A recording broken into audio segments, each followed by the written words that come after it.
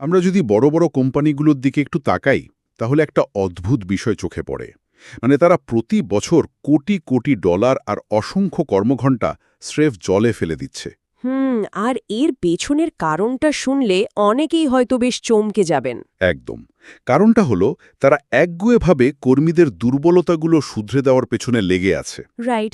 তারা ভাবছে যে পর্যাপ্ত ট্রেনিং দিলেই হয়তো একজন সাধারণ কর্মী অসাধারণ হয়ে উঠবে। কিন্তু কেমন হবে যদি বলি যে প্রচলিত ম্যানেজমেন্টের এই পুরো ধারণাটাই আসলে একটা বিশাল বড় ভুল? এবং এই ভুলটা কিন্তু কোনো তাত্ত্বিক অনুমান নয়, মানে তথ্য উপাত্ত বলছে আমরা দশকের পর দশক ধরে মানব সম্পদ পরিচালনার নামে যা করে আসছি হুম। তার অনেকটাই আসলে মানুষের মনস্তত্ত্ব এবং স্বভাবের একেবারে পরিপন্থী। আজকের এই গভীর বিশ্লেষণে আমরা ঠিক এই বিষয়টা নিয়ে তুলিয়ে দেখার চেষ্টা করব। আমাদের আলোচনার ভিত্তি হল মার্কাস বাকিংহ্যাম এবং কার্ট কফম্যানের লেখা একটা যুগান্তকারী বই, first break all the rules. হ্যাঁ, বইটা সত্যি ম্যানেজমেন্টের দুনিয়ায় একটা বড় ধাক্কা। গ্যালাপ অর্গানাইজেশন যখন বিশ্বের প্রায় 400টা কোম্পানির ৮০,০০০-এরও বেশি সফল ম্যানেজারের উপর এক বিশাল মাপের গবেষণা চালালো। ৮০,০০০ ম্যানেজার, এটা কিন্তু কোনো ছোটখাটো স্যাম্পল সাইজ নয়। একদমই না। তো সেই সুবিশাল ডেটা সেট থেকে যে ফলাফল বেরিয়ে এলো তা প্রচলিত ম্যানেজমেন্টের প্রতিটি নিয়মকে রীতিমতো চ্যালেঞ্জ করে বসল। ঠিক বলেছেন। একটা প্যাটার্ন খুব স্পষ্টভাবে বেরিয়ে এসেছে ওই ডেটা থেকে। দেখা গেছে যারা বিশ্বের সেরা এবং সবচেয়ে সফল ম্যানেজার তারা আসলে কর্পোরেট দুনিয়ার শেখানো গতানুগতিক নিয়মগুলোর তোয়াক্কাই করেন না। মানে তারা নিয়ম ভাঙেন। হ্যাঁ, তারা নিয়ম ভাঙেন। এবং সবচেয়ে চমকপ্রদ ব্যাপার হলো এই নিয়ম ভাঙার মধ্যে দিয়েই তারা তাদের দল বা প্রতিষ্ঠানকে অভাবনীয় সাফল্যের দিকে নিয়ে যান। তো এই সব কিছুর আসল অর্থ কি দাঁড়ায়? আচ্ছা, একটু বিশ্লেষণ করে দেখা যাক এই নিয়ম ভাঙা বলতে আসলে কি বোঝানো হচ্ছে।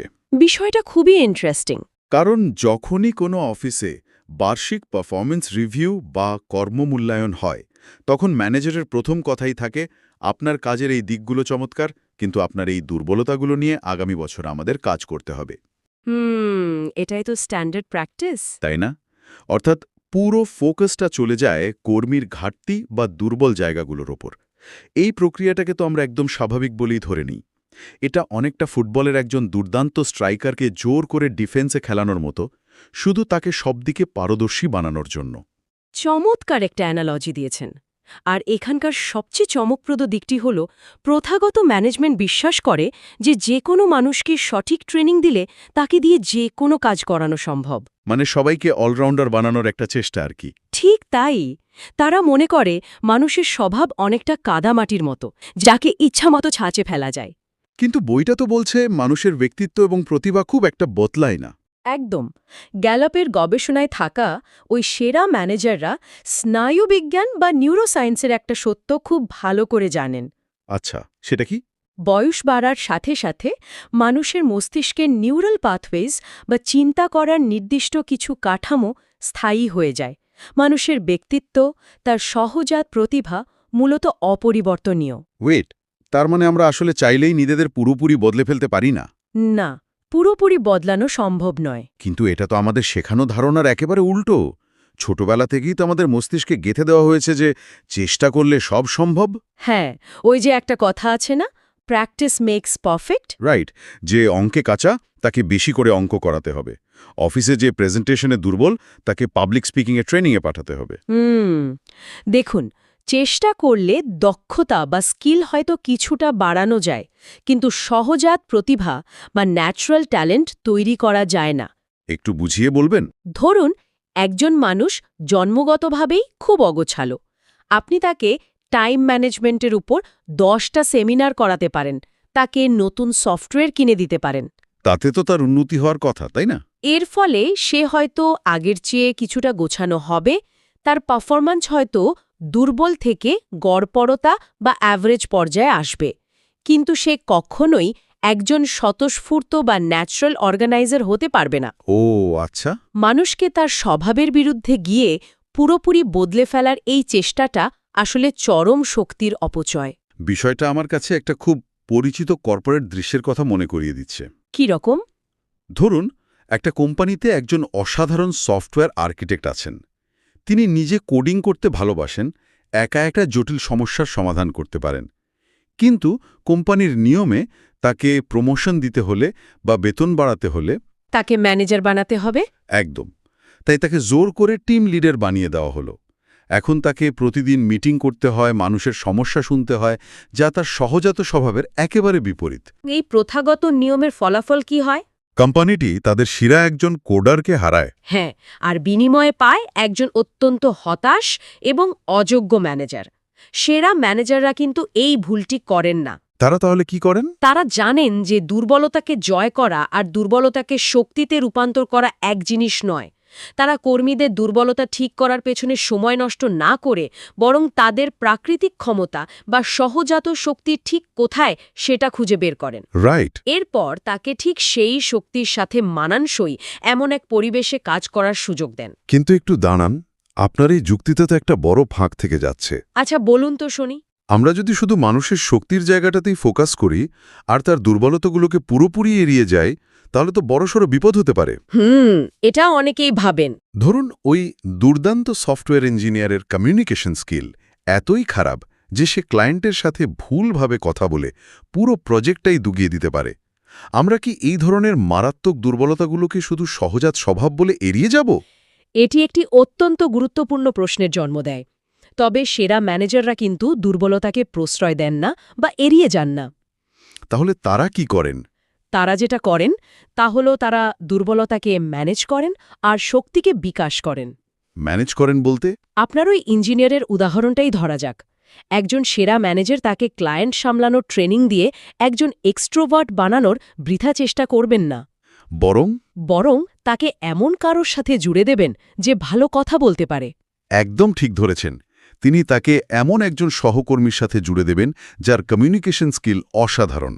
অর্থাৎ তিনি একটি সাপোর্ট সিস্টেম তৈরি করে দুর্বলতাটির নেতিবাচক প্রভাব আটকে দেবেন। দারুণ একটা কৌশল। হ্যাঁ, এরপর ওই ইঞ্জিনিয়ারকে তার কোডিংয়ের শক্তির জায়গায় আরও গভীরে কাজ করতে উৎসাহিত করবেন। চমৎকার। তার মানে দুর্বলতাকে ঢেকে রাখার জন্য পরিপূরক পার্টনারশিপ তৈরি করা, তাকে জোর করে বদলে ফেলা নয়। ঠিক তাই।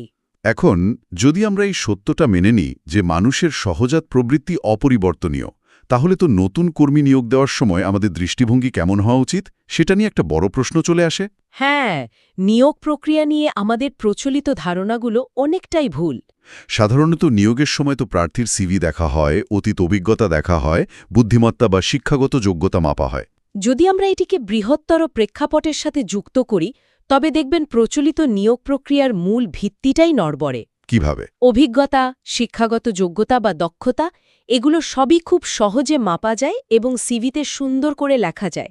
কিন্তু গ্যালেপের ডেটা বলছে সেরা ম্যানেজাররা নিয়োগের সময় এই বিষয়গুলোর চেয়েও অনেক বেশি গুরুত্ব দেন প্রার্থীর সহজাত প্রতিভা বা ট্যালেন্টের ওপর। আচ্ছা, একটু বিশ্লেষণ করে দেখা যাক। অভিজ্ঞতাকে পাশ কাটিয়ে শুধু প্রতিভাকে কেন এত গুরুত্ব দেয়া হবে? কারণটা খুবই প্র্যাকটিক্যাল। একজন ফ্রেশার যার ভেতরে প্রতিভা আছে কিন্তু কোনো অভিজ্ঞতা নেই, সে কি একজন 10 বছরের অভিজ্ঞ কর্মীর চেয়ে ভালো পারফর্ম করবে? বিষয়টা আসলে শুধু অভিজ্ঞতা বনাম প্রতিভার নয়। বিষয়টা হলো আপনি কোনটা শেখাতে পারবেন আর কোনটা পারবেন না। বুঝতে পারছি। ধরুন, কাস্টমার সার্ভিসের জন্য আপনার এমন কাউকে দরকার যে রাগান্বিত গ্রাহকদের সামলাতে পারবে। আপনি একজন কর্মীকে কোম্পানির পলিসি শেখাতে পারবেন, সফটওয়্যার চালানো শেখাতে পারবেন। এগুলো হলো দক্ষতা আর জ্ঞান। একদম। কিন্তু একজন ক্ষুব্ধ মানুষের প্রতি স্বতঃস্ফূর্তভাবে সহানুভূতি বা এমপ্যাথি অনুভব করা কিংবা তীব্র চাপের মুখেও মাথা ঠান্ডা রেখে হাসি মুখে কথা বলা, এটা আপনি কোনো ট্রেনিং ম্যানুয়াল দিয়ে শেখাতে পারবেন না। তাই তো? এটা মানুষের নিউরোলজিক্যাল ওয়ারিংয়ের অংশ। এটাই প্রতিভা। অর্থাৎ দক্ষতা এবং জ্ঞান বাইরে থেকে অর্জন করা যায়, কিন্তু সহজাত প্রতিভা মানুষের ভেতর থেকে আসে। ঠিক। সেরা ম্যানেজাররা জানেন যে ভুল ট্যালেন্ট নিয়োগ দিয়ে তাকে সেরা ট্রেনিং দিলেও খুব একটা লাভ হবে না। এই কনসেপ্টটা তো প্রতিদিনের কর্মী পরিচালনার ক্ষেত্রেও একটা বড় ধরনের ধাক্কা। হ্যাঁ, কাজের পরিবেশেও এর বিশাল প্রভাব আছে। একজন কর্মীকে যখন নিয়োগ দেওয়া হলো, তারপর তাকে কিভাবে পরিচালনা করা হবে, আমরা জানি অধিকাংশ ম্যানেজার কাজের প্রতিটা ধাপ নিখুঁতভাবে বুঝিয়ে দিতে ভালোবাসেন, যেটাকে আমরা মাইক্রো ম্যানেজমেন্ট বলি। রাইট। কিন্তু এই বইয়ের 4 ও 5 নম্বর পয়েন্ট অনুযায়ী সেরা ম্যানেজাররা নাকি কাজের সঠিক ফলাফল বা আউটকাম কী হবে তা স্পষ্টভাবে বুঝিয়ে দেন, কিন্তু সেই কাজ কিভাবে করতে হবে তা কর্মীর ওপরই ছেড়ে দেন। ম্যানেজমেন্টের ভাষায় একে বলা যায় আউটকাম ফোকাসড ম্যানেজমেন্ট। প্রথাগত ম্যানেজাররা প্রায়শই মাইক্রো ম্যানেজ করতে পছন্দ করেন, কারণ তারা মনে করেন তাদের হাতে নিয়ন্ত্রণ না থাকলে কাজটা ঠিকমতো হবে না। এটা অনেকটা কাউকে একটা গন্তব্যের ম্যাপ ধরিয়ে দিয়ে বলা যে তুমি কোন রাস্তায় বা কোন গাড়িতে করে সেখানে যাবে তা সম্পূর্ণ তোমার সিদ্ধান্ত। একদম নিখুঁত উদাহরণ। সেরা ম্যানেজাররা এই ইগো বা নিয়ন্ত্রণের মোহ থেকে মুক্ত থাকেন। কিন্তু প্রশ্ন হল, ম্যানেজাররা সাধারণত এই স্বাধীনতা দিতে ভয় পান কেন? কারণ আমাদের আধুনিক কর্পোরেট সংস্কৃতি কর্মীদের ওপর নজরদারি করতে ভালোবাসে। কে কয়টায় অফিসে ঢুকল, কে কিভাবে ইমেল লিখল, এগুলো মাপার জন্য অসংখ্য সফটওয়্যার আছে। ট্র্যাকিংয়ের কোনো শেষ নেই।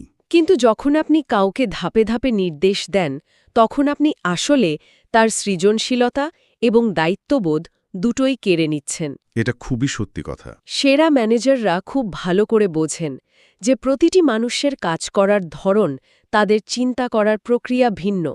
তাই তারা কাজের চূড়ান্ত ফলাফল পরিষ্কারভাবে নির্ধারণ করে দিয়ে পথ চলার স্বাধীনতা দেন। এতে কর্মীরা নিজেদের সহজাত প্রতিভার ওপর ভিত্তি করে সবচেয়ে কার্যকর উপায়টি বের করে নিতে পারে। ঠিক তাই। এবং এই স্বাধীনতা দেওয়ার পাশাপাশি সেরা ম্যানেজাররা প্রতিটি কর্মীকে আলাদাভাবে মূল্যায়ন করেন। আলাদাভাবে মূল্যায়ন করেন বলতে? মানে তারা সবাইকে একই নিয়মে বাঁধার চেষ্টা না করে প্রত্যেকের জন্য আলাদা মোটিভেশন ও সাপোর্টের ব্যবস্থা করেন। কারণ প্রতিটি কর্মী অনন্য। এই বিষয়টা খুবই ইন্টারেস্টিং, কিন্তু এর সাথে আরেকটা খুব স্পর্শকাতর বিষয় উঠে আসে। কে সেটা? সাধারণত আমরা বিশ্বাস করি একজন ভালো ম্যানেজার তিনি, যিনি টিমের সবার সাথে সমান আচরণ করেন, সবার জন্য একই নিয়ম, একই পলিসি। Golden rule. হ্যাঁ, কিন্তু গ্যালাপের গবেষণার সেরা ম্যানেজাররা নাকি সবার সাথে একই রকম আচরণ করেন না। এটা শুনে তো অনেকের মনে হতে পারে যে এখানে ফেভারিটিজম বা পক্ষপাতিত্বকে প্রশ্রয় দেওয়া হচ্ছে। বাইরে থেকে দেখলে এটাকে অবশ্যই পক্ষপাতিত্ব মনে হতে পারে। প্রথাগত ম্যানেজমেন্ট আমাদের শিখিয়েছে তুমি অন্যের সাথে তেমন আচরণই করো যেমনটা তুমি নিজের জন্য চাও। রাইট। কিন্তু ম্যানেজমেন্টের ক্ষেত্রে এই নিয়মটা আসলে কাজ করে না। কারণ আপনি যা চান আপনার কর্মী হয়তো তা চায় না। তাহলে এর সমাধান কি? সমাধান হল মানুষের মনস্তত্ত্বের ভিন্নতাকে সম্মান করা। কারো কাজের মোটিভেশন হল সবার সামনে স্বীকৃতি পাওয়া, আবার কেউ হয়তো লাজুক স্বভাবের, সে সবার সামনে প্রশংসিত হতে অস্বস্তি বোধ করে। সে হয়তো শুধু নীরবে কাজ করে আর্থিকভাবে লাভবান হতে চায়। একদম। সেরা ম্যানেজাররা তাদের টিমের প্রতিটি মানুষের এই অনন্য ট্রিগার বা মোটিভেশনাল পয়েন্টগুলো জানেন। তারা সবাইকে সমান বানানোর চেষ্টা করেন না। আর ঠিক এই জায়গাতেই বিষয়টা সবচেয়ে আকর্ষণীয় হয়ে ওঠে। আমরা দেখলাম কিভাবে সেরা ম্যানেজাররা নিয়োগের প্রথাগত নিয়ম ভাঙলেন, কাজের স্বাধীনতার নিয়ম ভাঙলেন, কিন্তু এরপর বইয়ের ৬ নম্বর পয়েন্টে যে বিষয়টা উঠে এসছে, হ্যাঁ, ওই ফাইন্ডিংটা হয়তো অনেক গতানুগতিক ম্যানেজারের রাতের ঘুম কেড়ে নেবে। সত্যিই তাই। সঠিক কর্মী নিয়োগ এবং তাদের কাজের স্বাধীনতা দেওয়ার পর একজন ম্যানেজারের সময়ের সবচেয়ে বড় অংশটি কাদের পেছনে ব্যয় করা উচিত? সাধারণ যুক্তিতে মনে হবে দুর্বলদের পেছনে। ঠিক। বলা হচ্ছে যে বিশ্বের সেরা ম্যানেজাররা তাদের সময়ের সবচেয়ে বড় অংশ ব্যয় করেন টিমের সবচেয়ে সেরা পারফর্মারদের পেছনে। অর্থাৎ যারা টিমের তারকা, ম্যানেজার তাদের সাথেই সবচেয়ে বেশি সময় কাটান। হ্যাঁ, শুনতে অবাক লাগলেও এটাই সত্যি। কিন্তু এটা তো একেবারেই বেমানান। আমাদের মনে হয় যে টিমের যারা দুর্বল কর্মী, যারা কাজে বারবার হোঁচট খাচ্ছে, ম্যানেজার হিসেবে তো উচিত তাদের পেছনেই সবচেয়ে বেশি সময় দেওয়া, যাতে তারা উন্নতি করতে পারে। যাতে পুরো টিমের মান বাড়ে। এটাই তো লজিক। হ্যাঁ, যারা এমনিতেই ভালো করছে তাদের পেছনে এত সময় দেওয়ার কি দরকার? এটা কি এক ধরনের বৈষম্যমূলক আচরণ নয়? এটি একটি অত্যন্ত গুরুত্বপূর্ণ প্রশ্নের জন্ম দেয়, এবং বেশিরভাগ কোম্পানি ঠিক এই ভুলটাই করে। কিন্তু এর উত্তরটা লুকিয়ে আছে আমাদের আলোচনার একেবারে শুরুর দিকের পয়েন্টগুলোতে। ওই যে মানুষের স্বভাব অপরিবর্তনীয়, সেই বিষয়টা। একদম। একটু আগেই আমরা আলোচনা করেছি যে মানুষের দুর্বলতাগুলো খুব একটা বদলানো যায় না। হ্যাঁ, মানুষের নিউরাল ওয়্যারিং ফিক্সড। এখন একজন ম্যানেজার যদি তার দুর্বলতম কর্মীর পেছনে দিনের পর দিন সময় ব্যয় করেন, তাহলে ফলাফল কি দাঁড়াবে? সেই কর্মী হয়তো অনেক ঘাম ঝরিয়ে দুর্বল থেকে কোনো মতে মোটামুটি মানের হবে। তার মানে এখানে ম্যানেজারের বিনিয়োগ করা সময়ের রিটার্ন খুব সামান্য। ঠিক বলেছেন। আপনি আসলে শূন্যের ঘরে পড়ে থাকা কাউকে টেনে হিঁচড়ে 3 বা 4-এ নিয়ে আসার চেষ্টা করছেন। কিন্তু আমি যদি সেই একই সময়ে আমার সেরা পারফরমারের পেছনে দিই, তাহলে জাদুটা ঘটবে।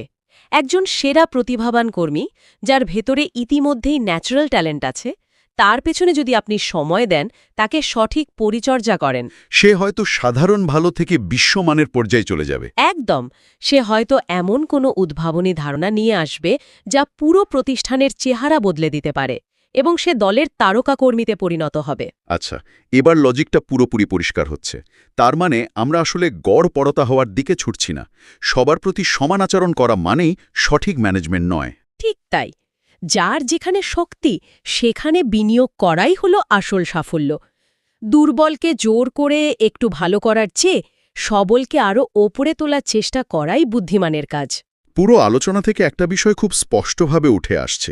সফল ম্যানেজমেন্ট মানে সবাইকে একটি নির্দিষ্ট ছাঁচে বা সিস্টেমে জোর করে আটকে রাখা নয়। মানুষ তো আর রোবট নয়। একদম। বরং এটি হলো মানুষের মেধা গভীরভাবে বুঝতে পারা এবং তাদের সহজাত শক্তির উপর ভিত্তি করে কৌশল তৈরি করা। আপনি খুব চমৎকারভাবে পুরো বিষয়টি সারসংক্ষেপ করেছেন।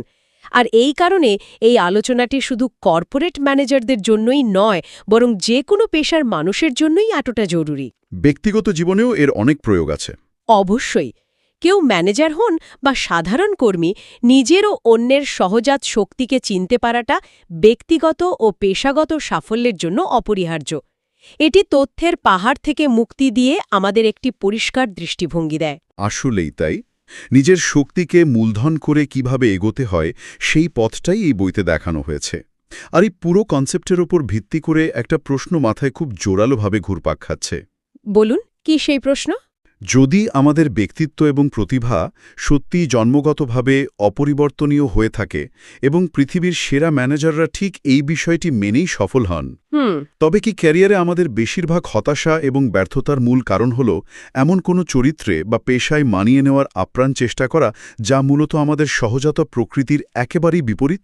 অত্যন্ত গভীর এবং ভাবনার উদ্রেককারী একটি প্রশ্ন। আসলেই আমরা হয়তো নিজেদের শক্তির জায়গাটা না চিনে সারা জীবন অন্যের তৈরি করা ছাঁচে নিজেকে ফিট করার ব্যর্থ চেষ্টা করে যাই। ঠিক যেন একটা মাছকে গাছে ওঠা ট্রেনিং দিয়ে তাকে ব্যর্থ প্রমাণ করা। এই চিন্তার খোরাকটা নিয়ে আজকে আমাদের এই গভীর আলোচনার সমাপ্তি টানছি। নিজের সহজাত শক্তির ওপর ভর করে এগিয়ে যাওয়ার নতুন কোনো পথ হয়তো আমরা সবাই খুঁজে পাব। এতক্ষণ সাথে থাকার জন্য অনেক ধন্যবাদ।